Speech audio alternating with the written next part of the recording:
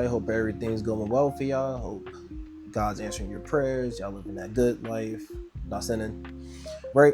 I want to talk about marriage today. I got a tablet now. Look at that. I'm fancy. No more notebook. I just want to talk about marriage. Because before I got married, I always felt like, all right, it's a piece of paper. What's the point of having it? And there's a lot of back and forth on the internet about it. So I'm just going to give you my 2 cents weighing on it, right? First thing I got up here, is that we gave ourselves to the government. And that means as during the book of Samuel, before they had a king, the people was ran by God.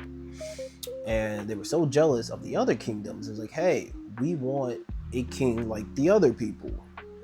Samuel said, hey, that's stupid. Here's a laundry list of things that's gonna happen if you decide to let a man run you instead of God. Your children gotta go to war, you're gonna get taxed, all these things. The people said, we still want a king. Here we are. So God pretty much established the government because people were stupid enough to trust man over God. Even though life was going well for them anytime they trusted God. That's humanity though. So God made the government. So a lot of times people say, hey, the government, why is the government involved in my marriage? Oh, God made government. So they we kind of asked for this. Our ancestors did at least. So a lot of people try to get out of, marriage on paper because like, the government just won't be in our business, a piece of paper. Well, government was established by God. So we'll go a little bit more into it. Jesus says, render unto Caesar. I know you're going to say, oh, that's about money. It's about the taxes, sure. But Jesus said, you give to Caesar what is Caesar. So we give the government what is the government. And we give to God what is God. So long as the government is not asking us to do something outlandish that disrespects our Father in heaven, we kind of gotta go with it. Now, of course, we can boycott and do things. I'm not saying you gotta accept whatever cruelty they, throw at you. But in the case of marriage, it's not going against God what they're saying. They say you sign this paper, we'll deem it as official.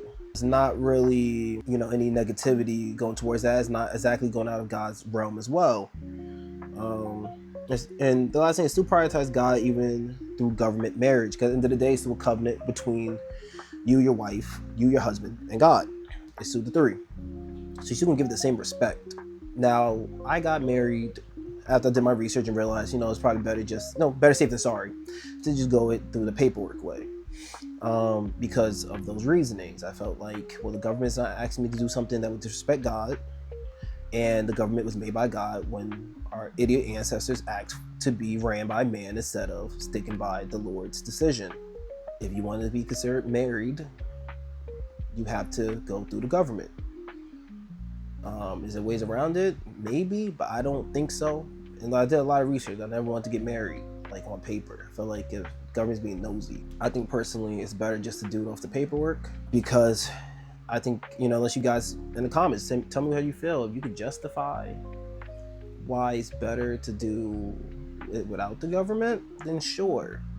But you have to use scripture. You can't just say, because I feel like. But maybe you got something different to tell me. God bless, be on.